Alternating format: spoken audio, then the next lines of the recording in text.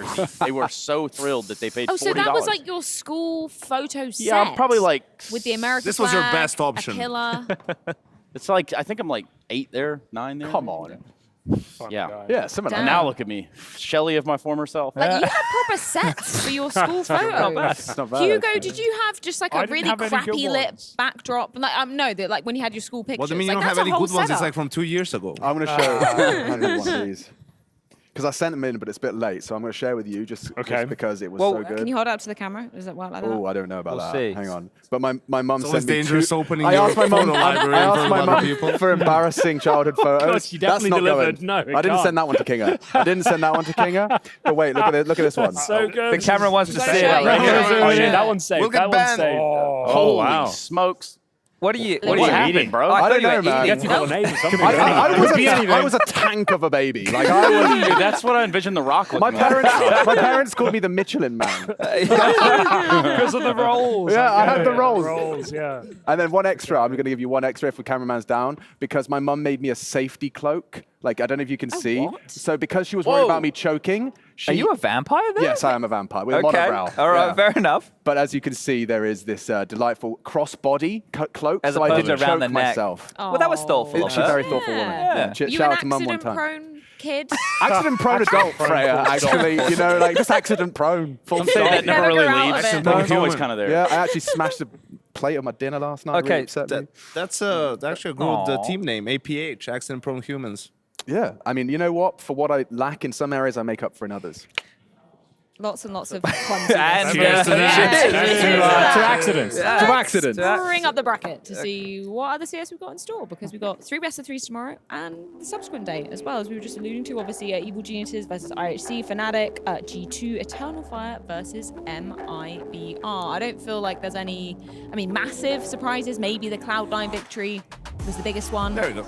Yeah, that's the biggest one so far, right? Yeah. And I think that it's good to see Cloud9 getting a win against the best team in the world right now, because you get Shiro and Axel on the team. Yeah. You probably should be getting some Ws. Seeing them go up against outsiders, though, that's going to be a curious matchup. One that I have a hard time putting my finger on a victor in that one. Cloud9. Matchup we haven't had since Cologne of last year That's as well. mental, 2-0 isn't it? for Cloud9. Been such a long changes time. since. I think when we spoke to Cloud9 the other day, they were very excited about the possibility, should we say. So winner of this one, G2 Fnatic, will qualify in the 3rd spot for the group, which gets Yes. them into the round of 16. So G2, by losing that one game to Cloud9, now have to play every It's a single lot. round of the playoffs. Outsiders, If they qualify against Fnatic. right. Yeah, because Outsider versus Cloud9, the winner of that goes straight to the quarterfinals. We were just I talking believe. So that's a to big one. sorry to talk over you. We were just talking to Mezzi today. Yeah. And I think someone asked him, would you rather play Outsiders or G2? And he instantly said G2. Really? No, instantly. It wasn't even. Yeah. I don't even think the Finnish sentence came out. Like, Would it you was rather like, play Outsiders or G2? G2. So we'll see. This lower bracket is interesting, right? So IHC versus EG to see who comes dead last in the group. Then the winner of that will play the loser of the Fnatic G2 game, right? So the way that's meant to work is the lower bracket finalist team is meant to get the quote-unquote easier team from the last chance qualifier, right? And then you have MIBR versus Eternal Fire. That should be good. If we get Anubis in that series, I really like that. Both teams like Anubis. That could be fun. And you like Anubis. I love Anubis. But yeah, to talk about, the G2 losing and having to play every single round of playoffs, I think for them it's actually a good thing.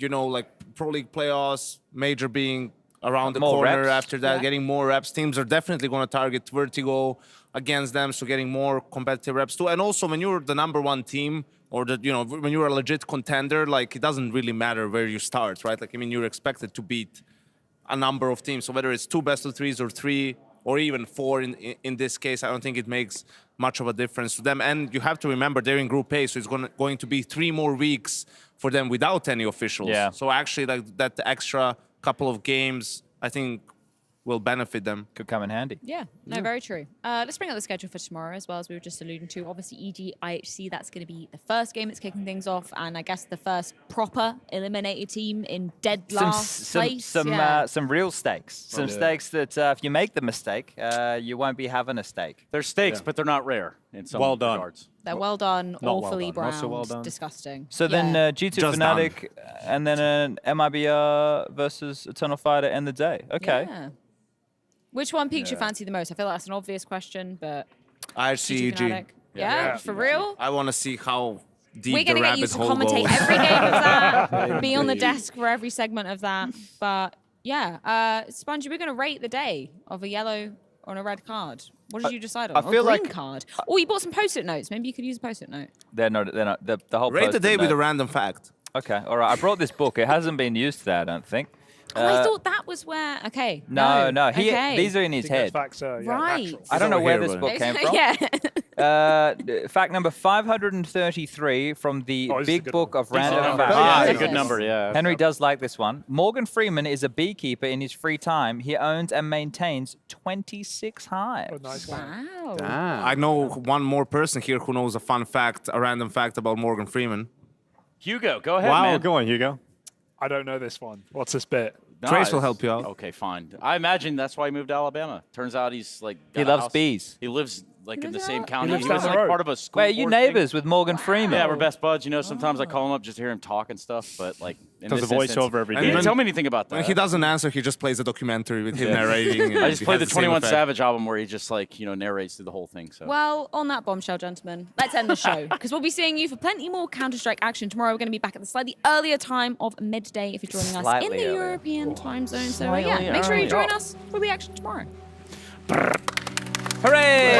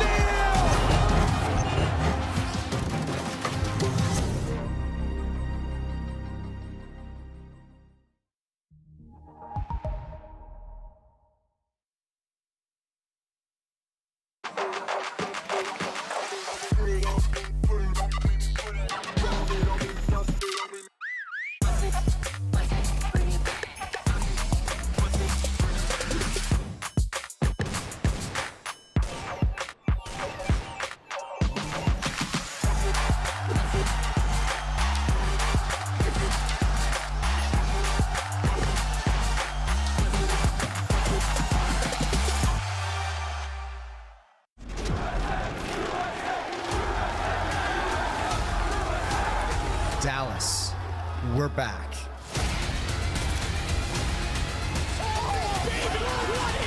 Counter-Strike is in our DNA. It always has been,